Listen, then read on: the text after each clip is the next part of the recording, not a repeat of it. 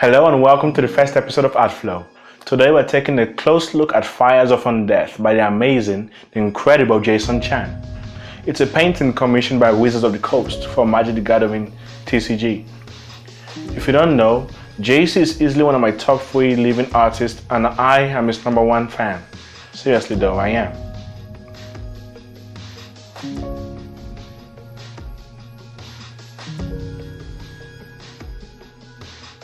Okay, so before we start, I would like to mention that I know that there's a stigma against studying the works of living working artists, especially digital artists. For all I can tell, it's mainly an ego thing. I can't learn from them, I want to beat them and take their jobs. The thing is, you should learn from everybody and not just the masters. Learn from people you feel aren't at your level as well. Everybody is better than you at something, okay? Okay. As I start, I immediately notice the symmetry, which is a great choice given the subject matter.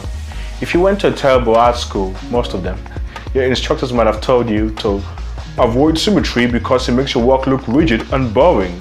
Always use diagonal lines to convey action. Well, Professor Matt, you're dead wrong. As you can see, you can use symmetry to your advantage, especially in scenes where you want your subject to look regal or powerful, as the Chan has proven multiple times.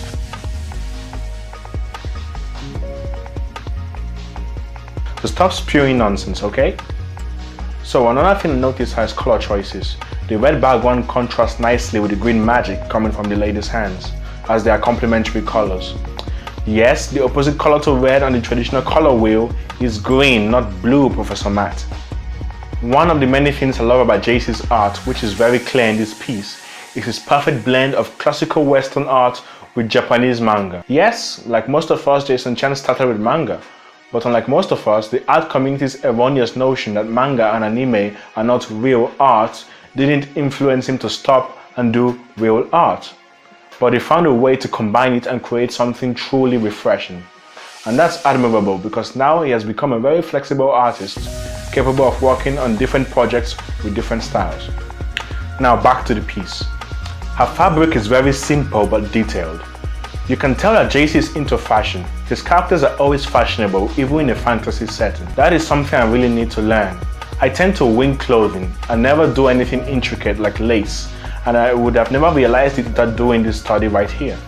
Considering that this is an MTG card, it is very detailed, especially on the arms.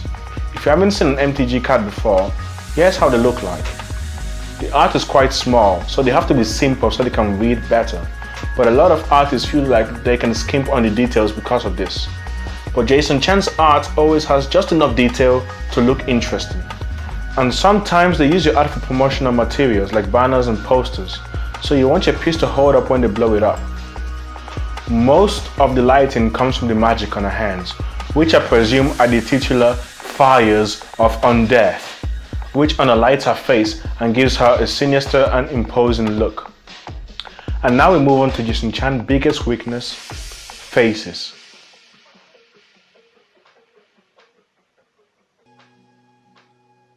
He loves to spend time on them until they look just right. You thought I was going to say something bad about Jason Chan's artwork, didn't you?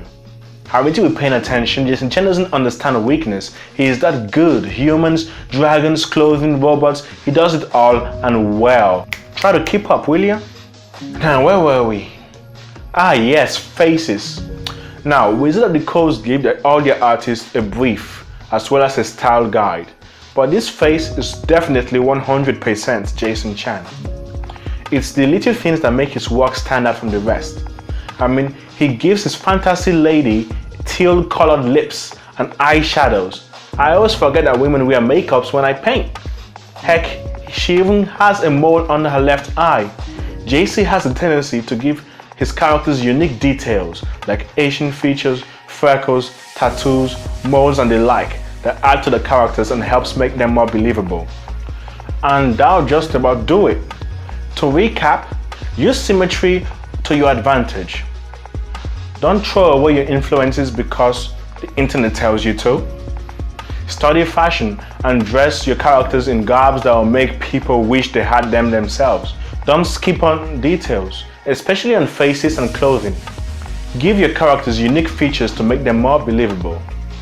And of course, we learn that no matter how good you are, No matter how good your art is or how hard you try, you will never be Jason Chan. Thank you for watching. I'm going to be doing one of these every week, as well as other things I have in the works. Now, if you excuse me, I'm going to put what I just learned into practice. And remember, eat, sleep, art. Bye.